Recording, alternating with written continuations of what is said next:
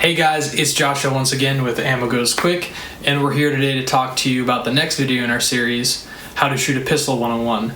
We're going to be talking about some of the things that are very basic for people that don't know how to shoot and just maybe purchased a firearm in the past couple months with this whole COVID thing that's happening. I don't know if you've heard of it, but we're going to be talking about loading, holding it, trigger control, and some things like some stance and presentation tips. Let's get into it. We're going to take it down to the tabletop to start this video out. Let's do it. Alright guys, so right off the bat, we need to know the 4 rules of gun safety. We need to make sure we know the condition of our gun before we start any of this stuff. If you don't know what the 4 universal rules are of gun safety, down in the description I have a video that I made just on that, and go check it out before we continue. If you do know what the 4 universal rules of gun safety are, this is for you. That was so corny. Anyways, so we're going to practice with dummy ammo, right? And it doesn't have any type of propellant in there. It doesn't have a primer. It's just a piece of plastic. And we're going to use that with our nice magazines today. I have the standard magazine that comes with the gun, as well as this plastic magazine that is pretty nice for like range stuff. I wouldn't necessarily trust this with my life, but it's a nice one to show you what's going on, right? So we got a spring inside, and we have what's called the follower, which is the top piece that goes above the spring, and it follows our ammo up. To load a magazine, all we got to do is push down on that follower and then slide our cartridge underneath these 2 little lips on the sides. So we just continue that, push down on the round, push back, push down, push back. Now that magazine has a few rounds, and then same thing here, push down on the follower, place the round under the lips, same thing, push down on the round, underneath the lips, nice, holds it in place, good to go. So now, actually I'm going to skip that one.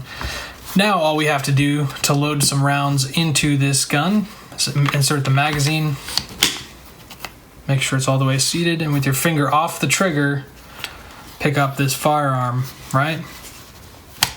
To be able to put a round in the chamber, all we have to do is pull back on the slide.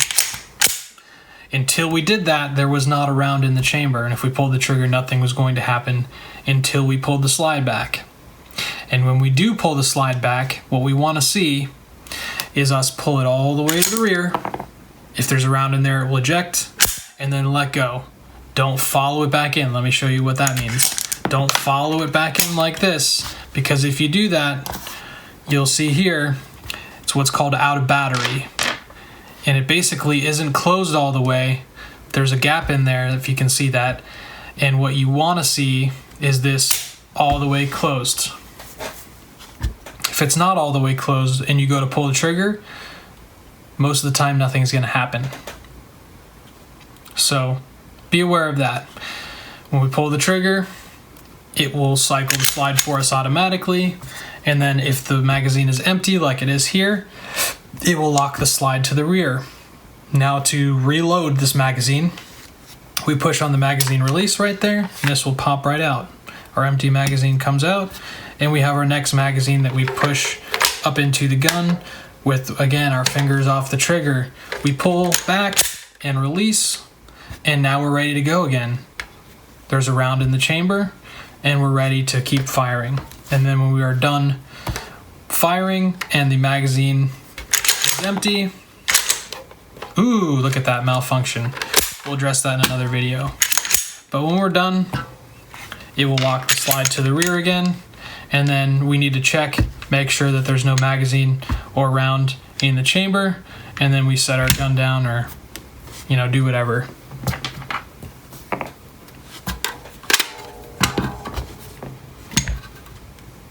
Okay, so let's talk about the next thing, how to hold the gun. It's pretty intuitive for most people to be able to hold a gun, right?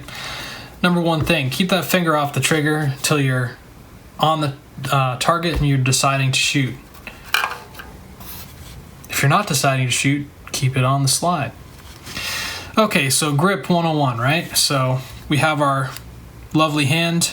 We're placing this as high up on the frame of the gun as you can. Now this is to encourage you good, controllable recoil.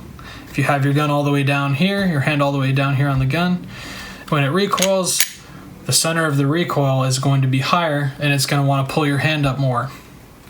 So you want that hand nice and high up, finger off the trigger. This thumb just kind of hanging out for now. These two fingers are applying most of your force. This one's kind of just almost hanging out. And then you take your secondary hand if you're shooting with two hands, which I recommend you do, and then you place this with palm to palm, finger going along the slide, and you should see these fingers about even on the slide. Wrap those fingers around in a nice steady platform, right? Not so tight that you're shaking when you're shooting like this, but firm nonetheless. And the next we're going to talk about trigger. So trigger control is the most important thing to making sure your shots get on target correctly and will be, significantly grouped together. So to understand trigger control, the first things we need to know are how does the trigger operate? There's a few stages to the trigger, and remember when we're doing this, we're in a safe direction, there's no ammo nearby. There's a couple stages. First is the take up. That's from its resting position to what's called the wall. Now the wall is where all of your resistance is. If you have a 5-pound trigger, from the wall to the breaking point where the pistol fires, that is your 5 pounds. So if you have 5-pound trigger, from the wall to the break right there, which is, if I had ammo in there, would have fired, that's your 5 pounds. The gun will fire, eject the last casing, chamber the new round, and then the reset. So take up is from here to hit the wall to the break, and then reset. And then the wall, reset. So when you're pulling the trigger, you don't want to just slap it back, because when you do that, it will typically pull your gun in a weird way. And that weird way kind of depends on where your finger is in there, if your finger is on the tip of your finger or in the trigger guard too much. So what you want to do is just with a good grip, just let your hand fall naturally. The finger pad kind of starting towards the middle of your finger pad. Mine's a little bit farther back, but not into the knuckle on your finger, right? So kind of just in between there. And what you want to see is the gun not move when you pull the trigger. So going from this to this. A little more manageable. This is not the back strap I typically use, so it's not quite comfortable for me, but what you want to see is that trigger be pulled, the gun to not move as you're aiming down your sights. And this is a little bit future video stuff, but when you are aiming up your sights, you're wanting to look at your target through the front sight and once you're on the target, keep your eye on the front sight and keep it lined up with your back sights. Little tip. But that's basics on your trigger control and your grip. These are the more important things. You can practice this at home once again by checking, make sure there's no ammo anywhere near you. I typically don't even have ammo in the room. And then make sure you're empty. And you can just practice. It's called dry fire. It's when you don't have ammo in the gun. Practice that at home. Make sure that you're doing a bunch of repetitions where you're not seeing any movement.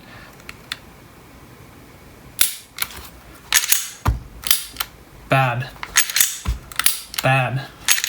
Remember to get to the wall and then a nice clean break. What it looks like here. So that's that. Practice it at home. Follow the 4 universal gun rules and you'll be nice and safe. And we'll move on to some things that aren't as important, but still nice things to know and still things that I work on every day to make sure that I'm becoming a better shooter every day. But yeah, there's the basics. We'll continue on. We'll come back up top and we'll do some more. Let's talk, guys, about stance and presentation. A lot of things I see at the range are some new people, right? They're getting their shoulder cocked, they're leaning back, they're looking down that sights, trying to get something real precise. When in reality, I feel like a lot of gun battles, like in real life, if it ever happens, it's not like that.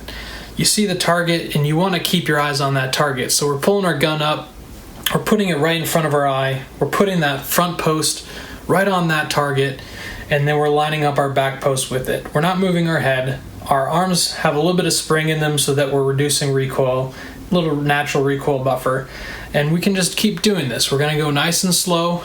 Just put it right where your eye is, and it will naturally come with a couple repetitions. We're just going to keep working on this, and this is a drill, so we're going to make sure we're empty, no magazine, no ammo anywhere near, and we're just going to keep doing this, right? And our finger's going to stay off the trigger until we're on our target and we've decided to shoot. With the rules of gun safety as well, we're making sure nothing's behind that target, even in practice. So we're just going to keep doing that. Keep into account all the things we just learned today with basically our grip and our trigger control. And we're just going to keep doing this until we feel like it's second nature. All right?